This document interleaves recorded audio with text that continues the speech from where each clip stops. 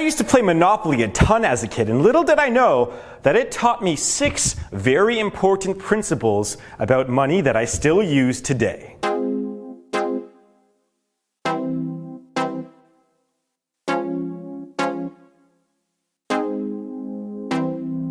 When I was a kid, I used to play Monopoly all the time, and then I've been kind of thinking back recently, just playing that game often as a kid, maybe once a week, that taught me a lot of the wealth building principles that I know today. It's thanks to this board game, so I'm gonna cover some of them right now that really helped me learn about money and building wealth and even real estate. So we're gonna start off here with number 1. The number 1 thing is invest early. Investing early. So, my main strategy in Monopoly after a while is I realized that the more you buy on your first trip around, the more chances you have at success. So I had this rule where the first trip around, no matter what I landed on, I would buy it, regardless of what the property was, how much money I would have left over. If I had $0 left over on my first trip around, then so be it. I would just buy everything. And that's kind of the way it should be with a lot of young people investing. Invest as much money as possible, yet still keeping you alive, have money for living expenses and an emergency fund. But invest as much as possible early on so that it'll pay off in the long run. I mean, late game, after you have all these properties that you bought early on that were worthless at the start, they're going to be worth a lot more in the long run, and we're going to talk about that in principle number 4. So investing early, investing while you're young, and investing while you can. Pays off in the long run. In Monopoly, that's key strategy, guys. Key strategy. So if you're playing Monopoly again, buy everything. And I don't lose ever at Monopoly, by the way. So you should take these strategies next time you play. You'll just whoop everyone's butt. Trust me. We're going to go to number 2 here. So expensive does not equal value. Expensive and popular do not equal the most valuable property. So does anyone know what the most valuable property in Monopoly is? Anyone know in terms of the return on investment you get for buying these? It's orange and red. It's right before free parking and right after free parking. And utilities are up there too, and I think the pink/purple squares, the ones right after the jail, they're ones that have some decent value too. But everyone wants the blue properties, right? The blue ones right at the end, right before the go sign. They don't have as good a return on investment because not a lot of people land on them as much. Plus they cost a lot, and they cost a lot to put hotels on and all that. And so I kind of relate this to real life too, is that all those popular stocks that people all those mad money guys that they all flock to, a lot of them aren't that good. I mean, a lot of these hot tech stocks, that's one of my principles. Don't buy too many tech stocks that don't pay a dividend. Everyone flocks to these hot tech stocks, and sure, some people are going to make a lot of money, but a lot of people are going to lose a lot of money. Just because something is really popular or expensive doesn't mean that it is valuable. So the same goes for designer jeans and just consumer goods. Just because something is expensive doesn't make it better. Go to Walmart, you can get the same shirt for $15 instead of $100. So that's a principle I learned from Monopoly. Expensive does not equal value. Number 3 here. Oh yeah, this one is actually supposed to be point number 4. I messed up. But number 3 here is leverage. Oh, get leverage as much as possible, and your life will be a lot easier. So in Monopoly, and you remember how I said buy a lot of properties early regardless of whether they're important to you or not, or whether you want them or not. Just buy anything early game.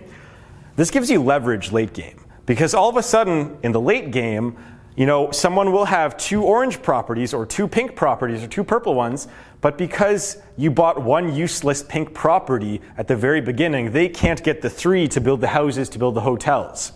And so all of a sudden, this person might be willing to give you 2 or 3 properties for the price of 1. And so that's one of my strategies when I play Monopoly, is get as much leverage as possible. And so this just applies to business. Make sure that no one else can have control over you, I guess. If you're an employee especially, make yourself so valuable that you can't be fired. Or make yourself so valuable that you can choose to go to any company you want.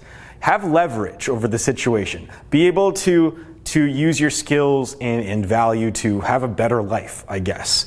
I guess that's how I would put it. That's how I put leverage. Now, leverage also applies to stuff like leveraging stocks, leveraging equity in your house, getting mortgages. But I will consider this kind of leverage in terms of just having a better life for yourself. All right, so number 4 here, don't stockpile.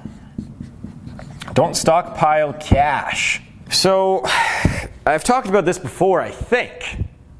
I guess we'll relate it to Monopoly. Stockpiling cash in Monopoly doesn't do you any good, especially early game. If you go around the board and you only buy one property, you're done. You're done. What are you going to use that money for? You should be using that money to make more money. That's how that applies to that's what life is like right now. That's what the economy is like right now. So I have this rule, I think I've said it before, where I don't have more than a few $1,000s in my checking account at any time. I either invest in a stock or a business or put it into some sort of tax deductible savings account. I never have that much money sitting in my checking account because it's not doing anything. It's sitting there and just losing value. Sure, it's safe, but it's not doing anything good for you in the long term. So don't stockpile cash in real life. Make your money work for you. Use money as a tool to get more money. And then maybe once you make, $10 million, maybe you can start stockpiling if you really want to. Because then you can just go live your life. That's what Mark Cuban does, I think, a lot.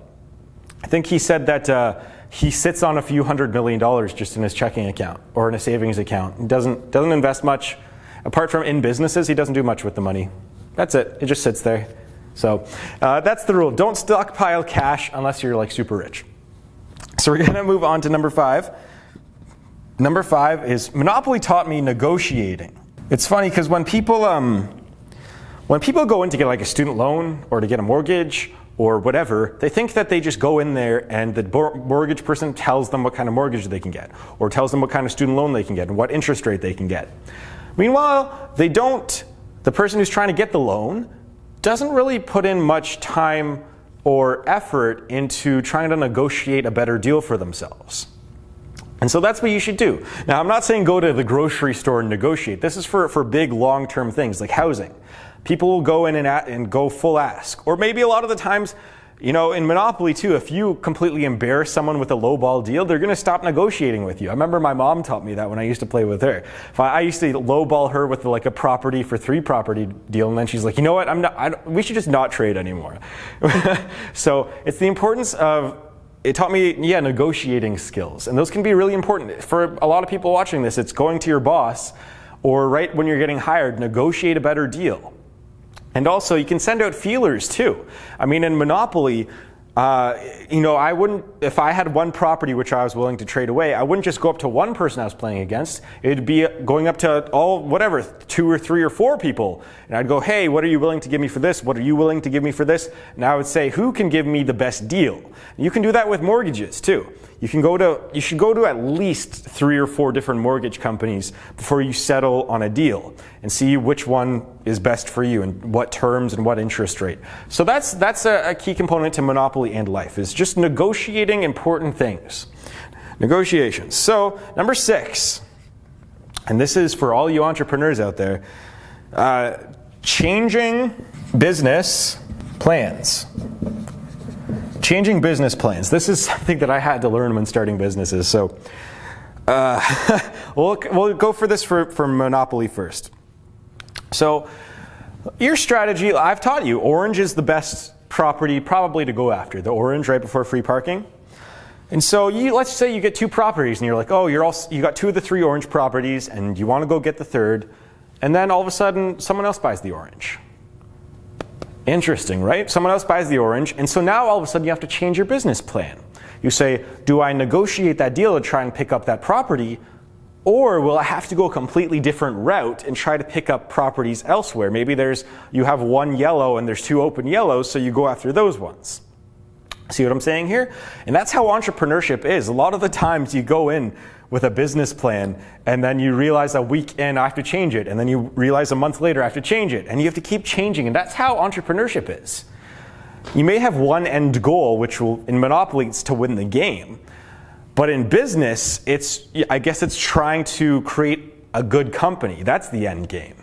You don't know how you're going to get there. I didn't know how I was going to get there. I mean, when I started this, I thought I was going to be a real estate agent forever, a real estate broker, I mean. I went on a completely different path, right? So, I mean, that's what I'm trying to say here is that it taught me that you're going to have to change plans in order to become wealthy and build wealth and be successful in life. There's going to be obstacles. You're going to have to go through the obstacles. You're going to have to go around some obstacles. You're going to have to go a completely different route. You may have a different end goal by the time that you get around those obstacles. You might change your goals. What I'm trying to say here is that yes, you are going to have to change your business plan at some point if you want to become wealthy or if you're starting a business. And I'm telling all you young people out there, it's going to happen. It's going to happen eventually. So those are my 6 principles that Monopoly taught me. And man, it did teach me a lot. I mean, I probably played 100 games of Monopoly, 150 games of Monopoly, easy. And I really didn't, early on I would say I lost a lot, or my parents would let me win, so that's a loss.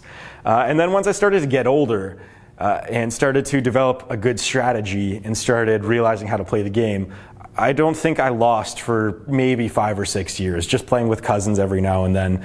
And actually, the last time I did play, though, I lost by $20. We added up all the money at the end because we had a time limit. I lost by $20. 20, and there were 6 players, and we actually 3 of them got knocked out. Actually, like we played long enough where 3 of them ran out of money and ran out of properties, and they were just done. And so one person, my little brother, he was in 3rd place, and then my cousin beat me. So I like Monopoly. It taught me a lot about money. It taught me a lot about wealth and business. So that's gonna wrap it up. Did Monopoly teach you any other principles? Did it teach you, like, I don't know, how to get along with your or how to properly yell at your cousins or your friends? That's what it teaches a lot of people. It teaches people how to be patient with board games, I guess, because these are really long. Anyways, I'm going to wrap that up. I'd like to thank you very much for watching. You're all very beautiful people. I'll see you guys in the next video.